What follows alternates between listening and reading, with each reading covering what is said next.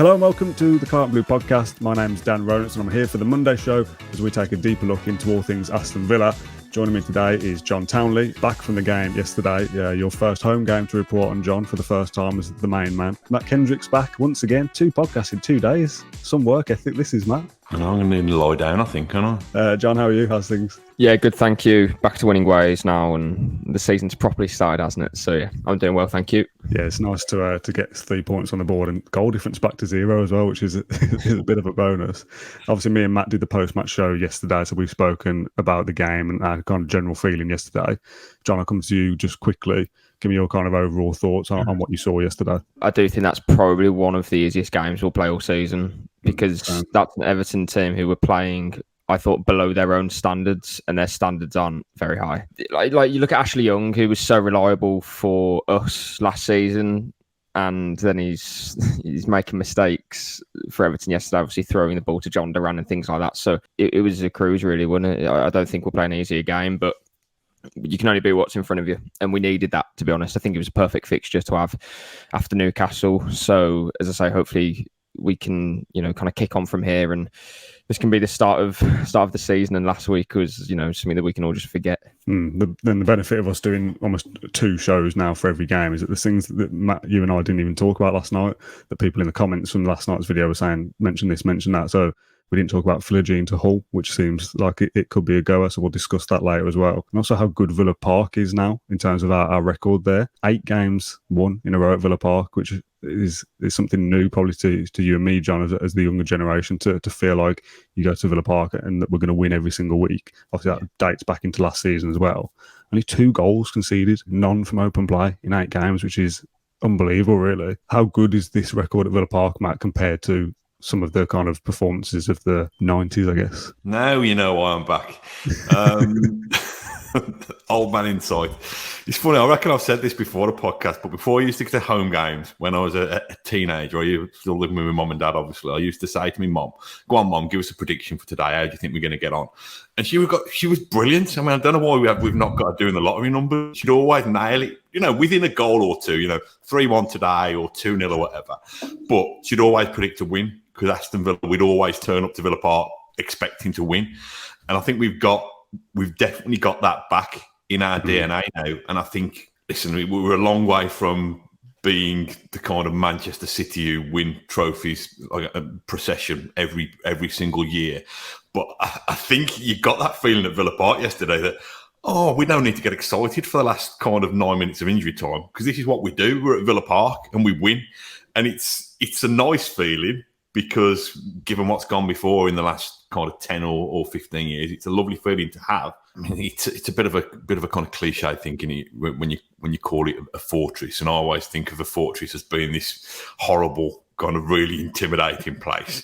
And I think mischief in me wants it to be like that when we have games that are those ones on a knife edge, when we're playing teams a lot better than Everton. Let's face it, most of the visitors to Villa Park this season, even the next ones from the SPL, will probably give us more of a game than Everton did. But I just love it. I just love the idea of expecting to win. It's how we cope when we don't win, I suppose. That's the next challenge. Yeah, and I think you and me spoke in the summer, John, about how important that home form could be in terms of having a good season. That we spoke a lot about how kind of neutrals will assess that, Chelsea will be better, Spurs will be better, just kind of automatically because they've spent money, kind of discounting Villa and Brighton they'll definitely drop off because of European football. We just said, just focus on yourself. As long as you're winning games yourself and you're only bothered about what you do, and you just keep kind of churning out results. Churning out results is probably the wrong turn of phrase, but kind of if you just keep going to Villa Park going, we'll win. And that's that. If you can win 14, 15 home games in the league, and you're obviously going to pick up points on the road as well, that's a 60-point season, isn't it? As a pretty much as a minimum. And if Villa are going to go far into Europe, if you get a home tie at Villa Park in a cup competition, I'd expect us to beat anyone now. Yeah, precisely. I would say that later on in the season, again, if we do go far in the Conference League, I'm just not sure how we will be able to cope, because yes, our squad is seemingly bigger and better, although we have just lost 2 key players for maybe the whole season. We just don't know how that's going to affect us. And yes, we have the Villa Park backing and things like that. So I do agree with you, Dan, but let's just see how it plays out. And I would also say that the away form, that it needs to be pretty much equaling home form if we can. We saw last season that Villa had spells where they were good at home and then poor away, then good away, then poor at home. And Emery said after his press conference, we started 5-1. With a 5-1 defeat, at Newcastle, and then beat Everton 4-0. So already there's a huge imbalance there. So Burnley away, then Liverpool away, the next 2 Premier League games. He's going to want at least to win one of those games, and obviously Liverpool away will be a tough game. But yes, the home form needs to be good, and I don't doubt it will be. But over the course of a season, you need to be getting your away results as well, don't you? So I think for Emery, he's not focusing on either, if that makes sense. We know that we need to be picking up, the points that we picked up last season. Yes, we gave everyone a 13-game head start, but we've proven that we can compete with everyone, and we'll be the team that's collected the most points, apart from Man City, since the start of the turn of the year. We need to continue in that in that vein of form. Do you remember, Matt, when we spoke a couple of years ago on the podcast now about Dean Smith's time at the club, and it was talk of there was training ground players and they maybe didn't translate into the match day. And this is a conversation sparked off the YouTube comments from last night's show. So I know that we've already spoken a little bit about Leon Bailey. There were some suggestions that, is he a home player? Is he a player that can only do it at Villa Park? Now, all of his goals have come at Villa Park. I think it's 6 goals. Is it a problem that you've got a player who is pretty good at home but seems to go missing in away matches? You've took me wondering back in my memory now. I remember back in the day, Tom Fox, I think it was the only time I ever spoke to Tom Fox, and he phoned me out of the blue and talking about training ground players. He said, Matt, you should see how Villa obviously dipping towards relegation that season, or he said, I should say, well, we train. It's like a golfer on the driving range. You can hit it as smoothly as possible, but you get him on the green and his game goes to pieces. Sorry, it's just popped into my head about kind of training ground players. I don't think such a species should exist, to be honest. I think if you've got the mental strength and capacity to be a professional footballer, and a professional footballer at one of the most competitive leagues in the world, I don't think it should make much of a difference whether you're playing in front of your home fans versus whether you're playing on the road. Basically, I think it's just coincidence. As much as we love ourselves as a fan base and think we're the most supportive fan base in the world, I'm sure our away fans give our players lots of love and try and make them feel as comfortable as possible. On that as well, I asked Emery after the game about Bailey specifically, but also that link that he had with Diaby, which we might touch on later on. And I know this isn't the question, but he said straight away that, yes, Diaby and Bailey worked well today, but against Newcastle it didn't work at all. So, and he didn't hang Bailey out to dry, but he also said that he played bad against Newcastle. So he's not. I think with Bailey, I think Emery knows that there's a player in there because he trusts him, because he does play him a lot, and last season he played him a lot as well. Yeah. Even when he was out of form. Just trying to give him a bit of a kick at the backside as well sometimes by saying things like, he played bad against Newcastle, but today he played very well and he did his role perfectly. So it's all about finding consistency with Bailey. Whether it's a thing about playing away from home or playing at home, I'm not sure. There's probably something in that because Villa are naturally going to be controlling games more, and therefore Bailey's getting more of the ball and things like that. But I thought yesterday he contributed well defensively too. I think he trapped back quite well because he obviously had Matty Cash playing almost as a centre back in a back three at points, so Bailey had to go the other way too. So I thought it was probably actually one of Bailey's best games in a long time. Maybe he can get some momentum now and play alongside Diaby more often and continue to impress. That's what we all hope anyway. Was there any further clarity from Emery or since last night about his injury? Yeah, I asked him about that and he mentioned that the doctor said that it was he mentioned nothing about an injury per se. I think it was more maybe just an impact injury and he should hopefully be okay for Hibernian and the games coming up. But on Coutinho, we mentioned that the doctor did come in mention about his injury but not about Bailey, so therefore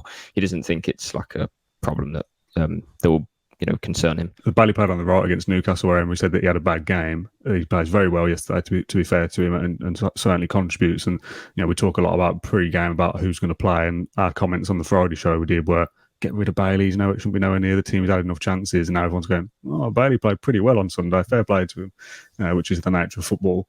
Where do you get the best out of him? Where can you have a consistent run of Leon Bailey, do you think? I think it's going to be in that position that he played yesterday because he's with Diaby. He knows him well. There's obviously a combination that could potentially blossom there, and he's not going to be picking up that position that Diaby's playing in because that's Diaby's. He's one of our best players and he's playing in a key role next to Ollie Watkins. And yes, Bailey played there last season, but I didn't think he quite, took that position as his own. I think where he played yesterday, just off the right, kind of as a winger, but more advanced. There's some responsibility for him to track back and get involved defensively, but can hold his width. He can get involved in different situations in the final third without having pressure, I suppose, of him scoring goals and making things happen. He's more kind of just linking play and things like that. I think that's probably his best role, because I think if you're asking him to, be the match winner and play in that role that Diaby is, because Diaby is simply a better player than him, I think you're asking too much from him then. So, Matt, we spoke about John McGinn yesterday on the podcast and how good it was to see him back in form. Since last night, I've seen some stats of his. Obviously, 1 goal, 80% passing accuracy, 47 touches, 2 successful dribbles, 2 passes into the final third, 5 recoveries, 2 clearances, 5 ground duels won. We've spoken a lot about John McGinn over the last 12 months or so and his kind of resurgence back into the side since the calamity under Steven Gerrard. It's such a waste of a player playing him at holding midfield and covering the fullbacks and all those kind of things for a long time. He was asked to do that. John McGinn's kind of blossomed into, now he's got this kind of best position that almost like a number 10, I guess, I suppose you'd describe it as. I don't know whether you saw the match of the day 2 analysis of him linking up with Diaby. That's where his best position is, isn't it? And he joked after the game that he's matched his goal tally from last season, but that's what you want from McGinn. If you're talking about Villa getting to 60-odd points in the Premier League, you need players to chip in with goals throughout the side, and John McGinn's capable of getting 6, 7, 8 Premier League goals a season. So John McGinn plays well, Villa play well, and I think yesterday he was my pick for man of the match, and he sets the tone in a game after, when we're talking about Tyrone Mings, the captain, and who offers that leadership. I don't think John McGinn's a straight swap for Mings in terms of organisation and personality to keep things ticking, but he leads by example, doesn't he? If he plays well, the rest of the side kind of go, okay, we've got to follow suit with that. Yeah, it's never been a desire issue, has it, from McGinn? Even when he was playing poorly, you could never accuse him of going hiding. And got a little bit of sympathy for who'd have thought I'd say this, for Gerrard for playing him there, because I think he's an all-round midfielder who has got the attributes and qualities that you could play him in various roles. But the thing that I love about McGinn is, I think sometimes because of his sheer, I don't know, he's like a Duracell bunny, and his energy and his graft and his mobility, I think we forget what a gifted footballer he is. He can see a pass. Okay, he's only scored 2 goals in the last 2 seasons, but we back him to really kind of up the ante with that. So he can strike a ball, he can see a pass, he can make a tackle, he can cover ground.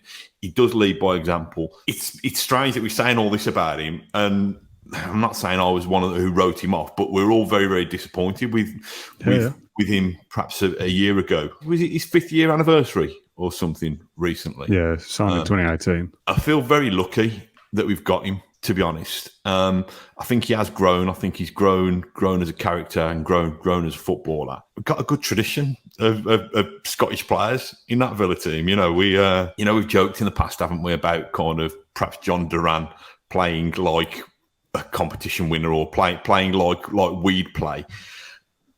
I think John McGinn, every single time he turns up, still plays with almost the excitement and the intensity that we'd love to be able to pretend we could play at. But there's just a real lovely everyman quality about him. And I hope, I don't know, it's one of those ones where maybe Unai Emery will choose to rest him potentially against Hibs. I hope he gets to play against them, because I think it will just be a lovely kind of homecoming for him. I assume he'll get a nice reception rather than the one that Andy Weimann got a few years ago when he went back to Rapid Vienna and people threw coins at him as he was stretchered off and stuff like that. I'm sure there'll be a lot of warmth through him. I don't know, just a real kind of got a lot of likability about him, hasn't he? We'll speak about the John McGinn derby towards the end of the show. There was a quote from Ezra Konsa from The Athletic, I think, that he said, when we see John McGinn pressing and working hard, it gives us all a little boost. To have him on our team is a privilege. And it's nice that the players feel the same way as that we do as supporters. We are lucky to have him. I did there, hasn't he, Ezra? You need to get him on. It's hard to follow Matt's really good analysis there. Yes, I agree with all those Kendrick, things. Really good analysis. Wow, welcome back to the show. How can you follow that? He sets the tone, and in our pre-season preview, I said that he's probably going to be our player of the season, because in every game that Villa win, he's probably going to be at least an 8 out of 10. He's never going to dip below those standards, is he?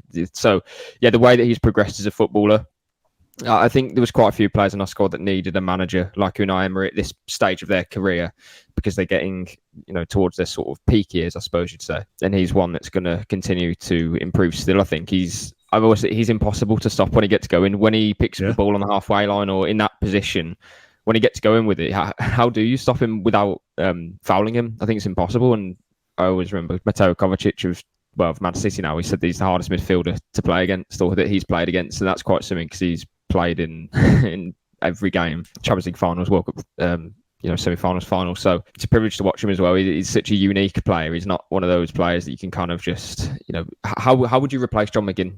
Put it that way. That's another way of saying it.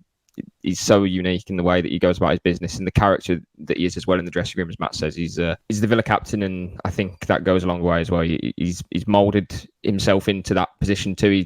I remember he did an interview a couple of years ago when he was in the Scotland team, and he was the vice captain playing under someone, and he said, I'm taking on a new leadership role now, and he seems to have taken that with two hands now at Villa. So yeah, long may that continue. Yeah, if I was Christian Perslow, I'd be saying you can only replace John McGinn with 2 or 3 players with what he offers. I think like Matt said about him being kind of a technically good footballer, and you don't quite appreciate that because you just go, he's a big bundle of energy, he puts his backside into players, and that's kind of doing him a disservice. I think his passing range, I think it goes under the radar as well. He can ping a pass from anywhere, really. As a captain, you want somebody who can speak honestly and speak articulately. And this is, I'm probably wandering off topic here, but was some of his holiday photos as well on Instagram in the summer when he's on safari and doing a little dance with some of the kind of natives and stuff like that. You just imagine he's the kind of guy who you'd like to spend time with. His enthusiasm and his kind of lust for life, I suppose,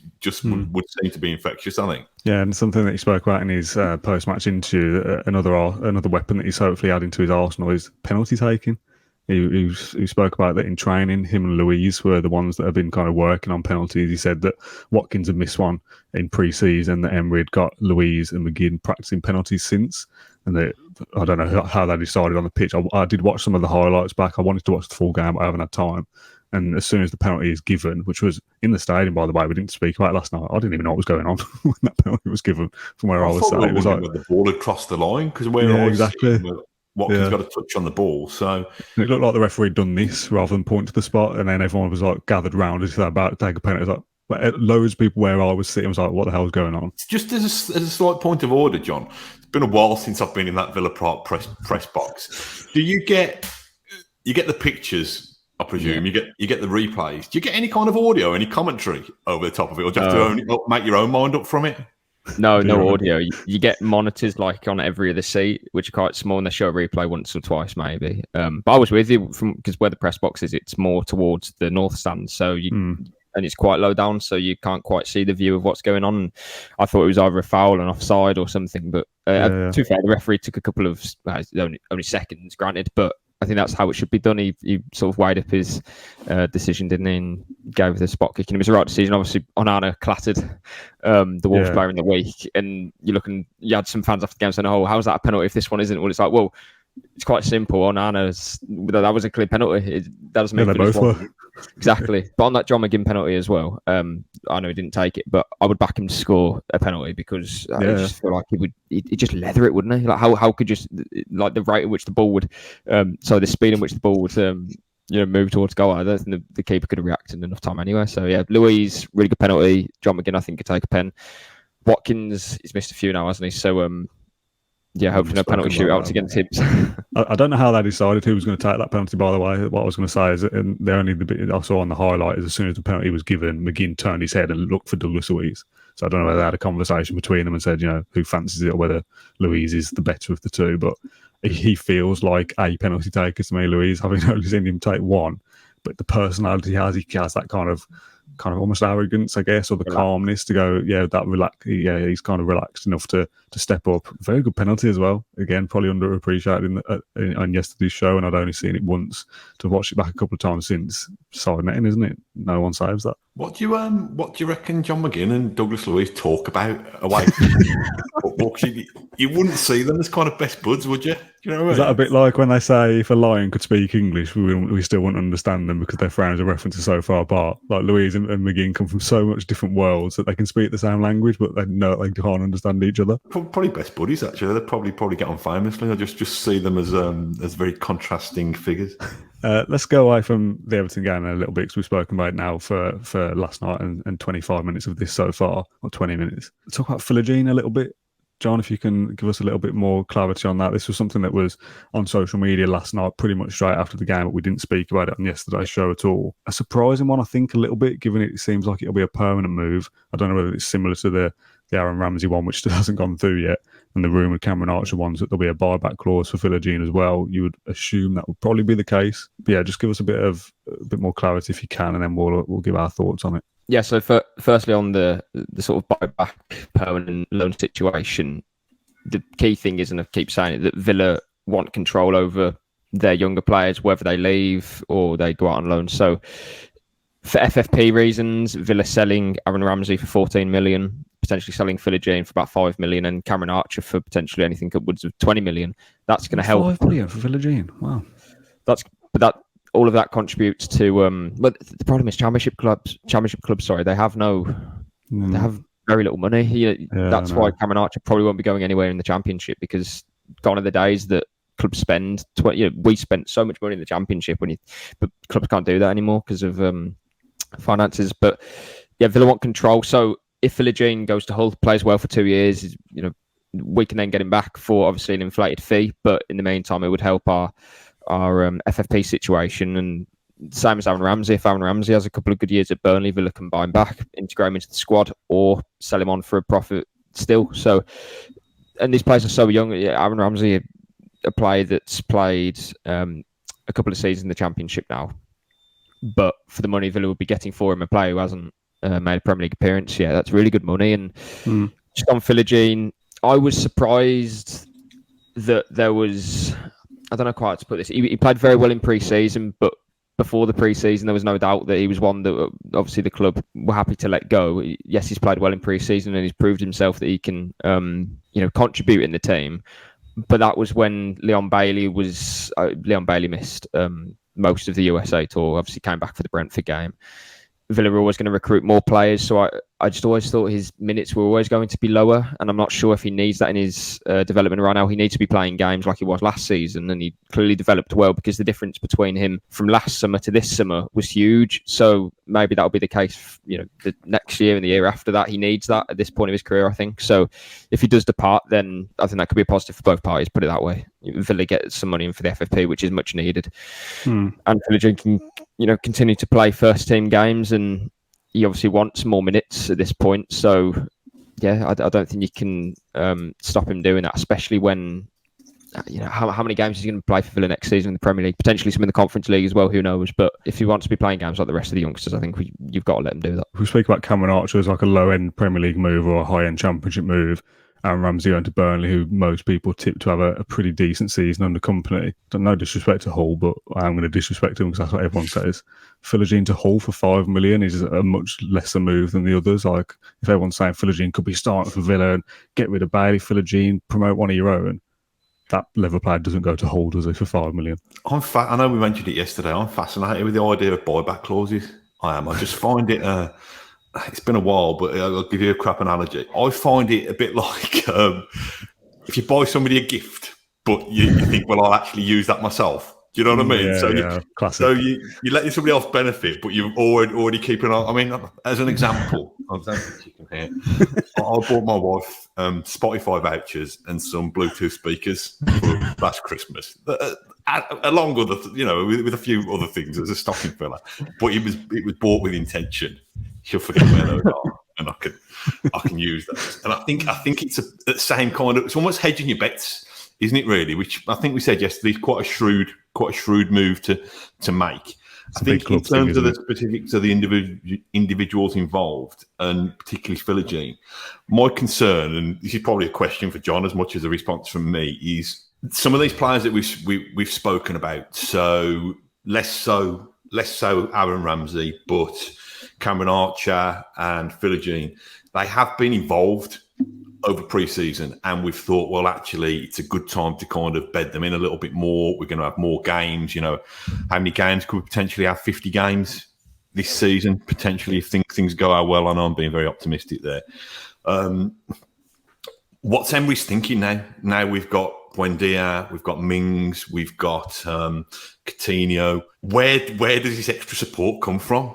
Because if they're the pick of our youth team graduates and we're prepared to let them go, albeit with one eye further down the future, where do we bolster our bench from? John, is there going to be a late flurry in the next 10 days? I know I haven't answered specifically about the one example, but that's where I show a little bit of concern, really. I think that's why Cameron Archer probably hasn't left yet, because Villa haven't got the forward in that they'd like to buy. Emery said back in January that as soon as Danny Ings left, he was like, well, we want another experienced number 9. We want to add a striker to compete with Ollie Watkins, and obviously Villa have Duran, but Emery wants 2 players per position. If Villa are to sell Cameron Archer, there has to be a replacement that's going to be lined up, and yes, there's interest from Sheffield United particularly, but it's a difficult deal to do because Villa will want big money for those players, because that's a player that's an England under-21 international, scores goals in the Championship. If Villa were looking to buy that player, that's the money you'd expect to be paying. Maybe Emery just doesn't think he fits right now, or he's not ready, something like that, and he wants to bring someone else in that's more experienced and has maybe experience of European football. We're saying that with the players he's recruited so far. Diaby, Tielemans, and Torres, and Zaniolo now. Obviously, they have an interest in Acuna. All those players are ready to win something for Villa. Whether he feels Cameron Archer, Aaron Ramsey, Jaden Philogene are ready to contribute, that's up to him. And if that is the case and they will all leave, then yeah, you could expect, as you say, late flurry. How many days do we have left of the window now? 9 days? So there's enough time there to complete business, and you'd expect Villa to have their targets lined up. I don't see a way in which Cameron Archer departs without someone coming in. We can't play Ollie Watkins every game, and we also can't rely on John Duran to be playing in most of our Conference League games either. So with exits, surely more arrivals will come in. He's kind of a little bit of an in-betweener, I suppose, in that is he a ready-made top 6 player, which is what we want Aston Villa to be, or is he a mid-ranging Championship player? He's probably somewhere in between, but until he's fully established himself week in, week out for a couple of seasons at that lower level, he's not going to be ready to... I mean, how old is he? He's 21 now. 21. So he probably, he's not a kid anymore. He probably does need to be going out playing, and if Villa can't guarantee him lots of football, which, let's face it, I don't think we can, unless somebody higher up, a lower end Premier League club comes, or a recently relegated Premier League club comes in for him. It's one of those where we're probably investing a little bit more in him in terms of our expectations based on a run of games in pre-season, and it's one of those where we're probably going to have to bow to the manager who sees him week in, week out and knows what he intends from this squad. Yeah, I think it's the same argument for Cameron Archer as well. He's 21 and he needs to be playing in the Premier League now and regularly. So him playing in the Championship next season with Leeds, Leicester, those teams on loan, if he scores 20 goals, I think that proves basically nothing. He needs to be playing in the Premier League, because at the moment you're looking at him and thinking, he could score goals in the Championship, but can he cut it against Premier League defenders? Because there's so many good teams in the Premier League right now. There's probably, it's very difficult to say, but I just think those players, they need to be, and that's why Aaron Ramsey, I think if he goes to Burnley, which should be completed soon, it's been going on for a while now, that's a brilliant move. And if Philogene can get that, Philogene I thought needed that, as Matt said, but if he's going to the Championship, again, you're thinking, will he have a future at Villa? Because him playing well for Hull, does that then mean he comes into the Villa squad and competes? I'm not sure. So, yeah. Yeah, for Philogene to go to Hull, if that's the case, and there is a buyback clause, and Villa want to get him back, and Villa go on to have a season this year where they're in Europe again for next year, the only way Philogene gets back into the Villa squad is if he's the Championship Player of the Year or something. He's that good for Hull. If he has a season where he scores 6 or 7 goals for Hull, he ain't coming back anyway. I'll make a prediction for Archer. I think Southampton might go for him. I know you're saying there, John, about a loan to a top-end Championship club's irrelevant, but I think if he goes to somewhere like Southampton permanently and they're banking on being promoted straight away, he then gets his Premier League season next year, and we get to have a look at him in 2 divisions. Because they've got money to spend, haven't they? They've made 80 million odd on their midfield. They've made money, and obviously they're going to sell Che Adams now for about 15 to Everton, but I just don't know how much money. I don't know how much money they can actually spend. It's all in good bringing in money, but is that might balance the books because they have no Premier League money now? So we'll see. But I agree. I think Southampton would be a good move for him. I know I've just said about he needs to be playing in the Premier League, but if he can have that at Southampton next year, then I think that's okay. But equally, if he goes Sheffield United, he probably gets relegated this season. He's back in the Championship. So it's difficult, but whatever happens, he has to be playing in the Premier League. It's as simple as that. Let's talk about the Conference League then. A little bit of a preview for the Hibs game. Now, John, I'll come to you for this because me and Matt spoke about it last night. The 3 subs that came off, which is unusual for Villa to bring off Watkins and Louise in particular. They play every minute, don't they, if they're available. Yeah. And the third one that I forgot last night was Diaby, of course. Coutinho, Carlos and Tielemans came on. Got there in the end. We spoke about whether that was like, are those main players in Diaby, Watkins and Louise being taken off because they're starting Wednesday and Villa are going full strength, first leg, beat Hibs comfortably and kind of get ahead in the tie? Or are Coutinho, unfortunately he's now injured, but Carlos and Tielemans, is Emery giving them 25, 30 minutes to go, right, get yourself up to speed because you're playing on Wednesday? I think he probably would have done that without, even if we weren't playing Hibernian, to be honest, because I just think we were cruising in the game. It's the second game of the season. Those players do need minutes to get into the rhythm, as you say, because it's difficult for Tielemans. When's he going to start Premier League games when you have Louise and Kamara? I'm not sure. Same with Carlos. I guess it's a bit easier for Carlos because we can play that back 3 at times, but I'm not sure if it's linked specifically to that or because of the players that came off, then they'll play against Hibs. I'm not sure. I actually expect Villa to field a pretty strong 11. Especially in the away leg. If you can get let's say a 2-0 lead, then the home leg you can then make changes. But I think you need to just try and get the job done as quick as you can. Don't mess about and underestimate Hibernian, because Easter Road will be rocking, and it's a scalp for Villa. And every team that they play in the Conference League, Villa are the cup final, I suppose, for a lot of teams, even though it's only the playoff round. But Villa are one of the favourites already. You look at the teams that are in there: Fiorentina, Frankfurt and Lille. I think they're the main one. Osasuna as well. Those are the kind of the big 5 leagues.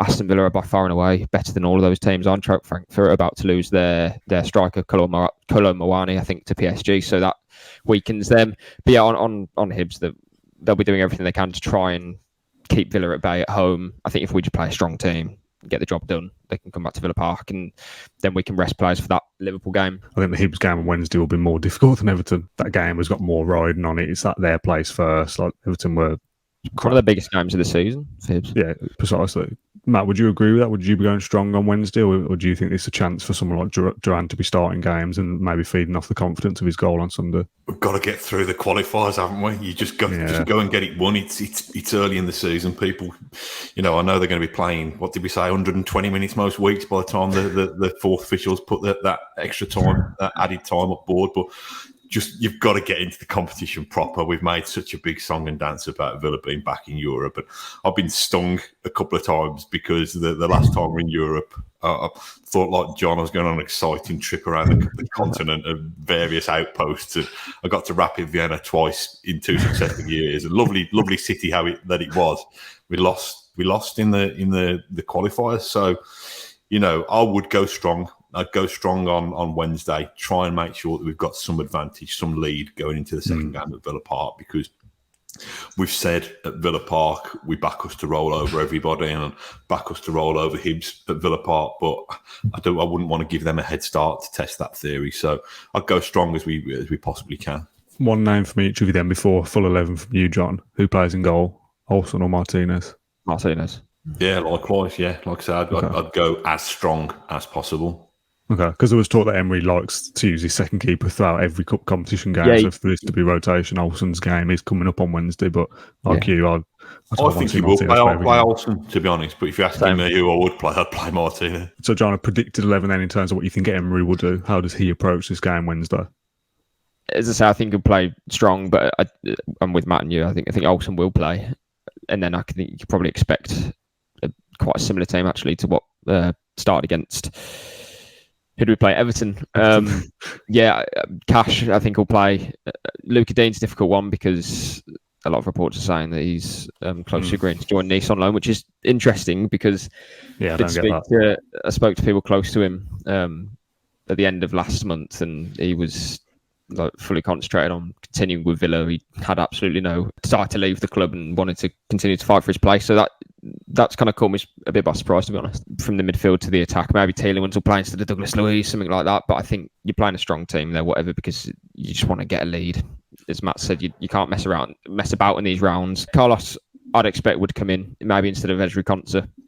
And I think Torres will continue to play because I think Torres is so important to how Villa play. Build up, especially against a team like Hibs, where Villa are expected to have the majority of the ball as they did against Everton. And just a word on Torres. I know defensively he needs to improve, but I do think that when he does have the ball, he's always looking to progress it, and he plays such an important role in terms of how Villa are composed, but they're not just keeping the ball for the sake of it. He's always trying to move it on and push it into Luiz, Tielemans, Kamara, those players who, a couple of 1-2s here and there, and Villa are through into the third. So I think he's really important. But I think just as strong as you can make it, really, with a couple of additions of maybe Tielemans, Carlos, maybe Olsen will play. But I think you'd expect a strong team. That team should still be capable enough of going to Hibs and getting something to at least take into the second leg. I'm not, like I said, for Everton, I'm not expecting to play Hibs. And as much as I'm saying, we're one of the favourites, and I think we'll get it through to the proper group stage round, I don't see us going to Hibs and winning 4-0 and coming back to Villa Park and winning 6-0 or anything silly like that. It could be a 2-1 up their place and a 2-0, 3-0 at Villa Park, and you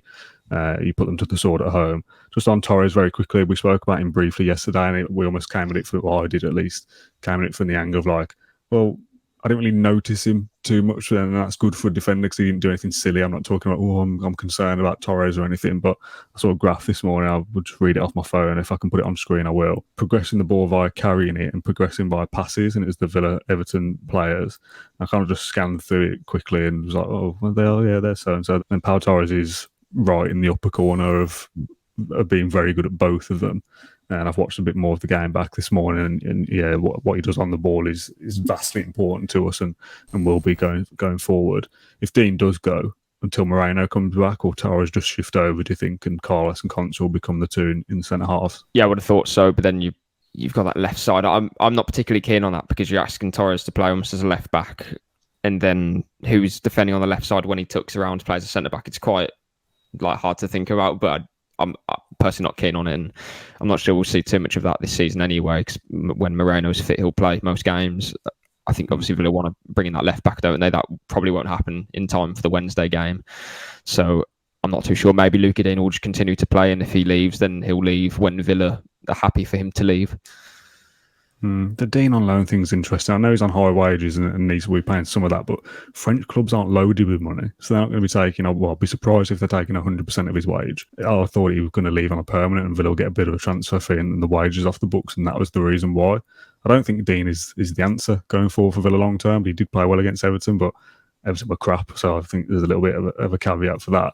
Just very quickly, Max, I know that you've got to log off at midday. Is the squad this season, given the injuries that we've had to Buendia and Mings, possibly Dean leaving, Moreno and Ramsey out at the moment, Coutinho possibly injured for however long, Cameron Archer going, who we expected might be around the squad. Is the squad better than last year? I think it's better. Whether we've got enough options, I think the quality, the level of quality of the players has improved. Because I think the recruitment so far, from what I've seen, which has been very limited, but has looked shrewd, and because most of that squad have already had 6 months of working with a master. So I think this squad's better than, certainly in terms of quality. My concern, which is what I alluded to earlier, was where are we going for depth now that we've got these couple of injuries? Because previously we'd have had two right backs in Matty Cash and Ashley Young, and Ashley Young could have covered you at left back at the moment. We haven't really got that cover. We haven't got cover in the fullback areas, really, I suppose, is my main concern. And do we have cover in the central attacking areas? Like John says, if Archer goes, probably we left light there. So I think we're better, but I just think with the glut of games coming up, I still feel we're quite vulnerable. Yeah, I think that's one that you're going to have to ask after the window closes. You'd expect quite a lot to happen in the last week or so, but it's going in the right direction. In terms of the players that we have recruited, as Matt says, they're top quality, and under Emery, I think in every transfer window that we have under him coming up, the only players that we'll be bringing in will be players that are exciting and players that can take us forward. Just a couple of last things I want to talk about there, away from the football, really. Any shout-outs yesterday, Matt? We got there late because I watched the game with my daughter in Halzone, and I got there about 5-2, and then my son course he wanted his burger. That was more important than us getting in for kick-off. So I don't know how often either of you been in Trinity Upper, but the stairs are an absolute... Oh, they are, yeah. So we got in the lift. I'll get to the point in a minute, but we got in the lift, and then two guys tried to get in late, and it meant that the weight limit was up. So basically, my son and his mate got out, although there's no weight on them anyway, and they ran up the stairs.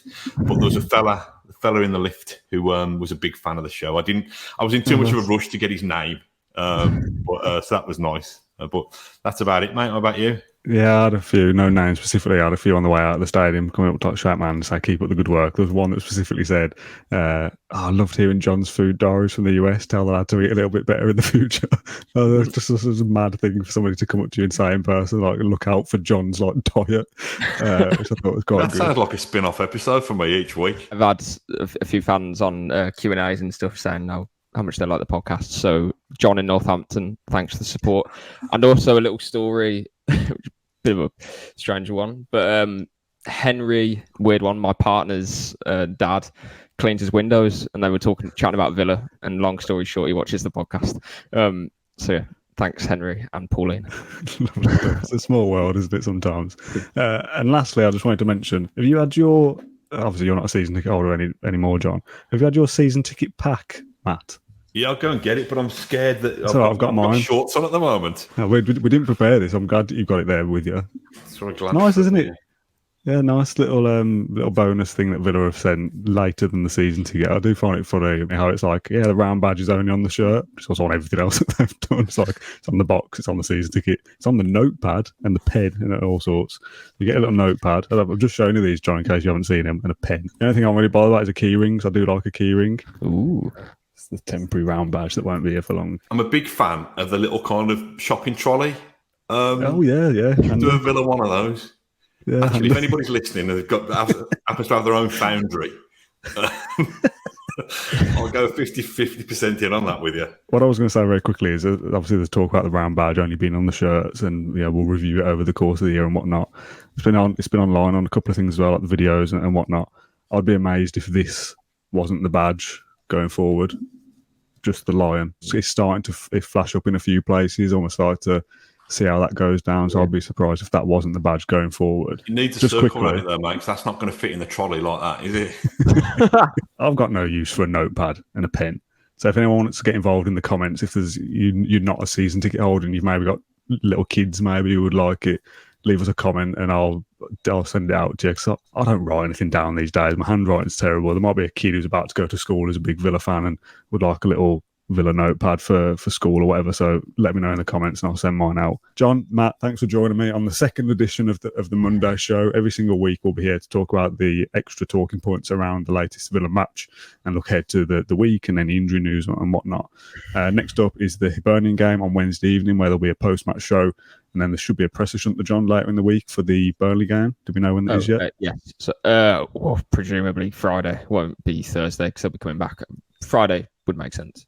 Okay, so there'll be a preview show for the Burnley game as well. And then next Monday we'll be here again to go through the game. Obviously, John, you're not on the post-match shows, so you're going to be on every Monday one. Matt, it would be good if we always did these as a three as well, because I think the conversation flows better as a three. And maybe we'll do one of these in person together one day as well, or do one of them live to add a bit of extra, I don't know, pizzazz. All right, it's time to call it a day. Thanks both for joining me. Thanks everyone for watching along, as always, and supporting our content. And we'll see you again Wednesday evening. Up the pizzazz. We play them in the Conference League.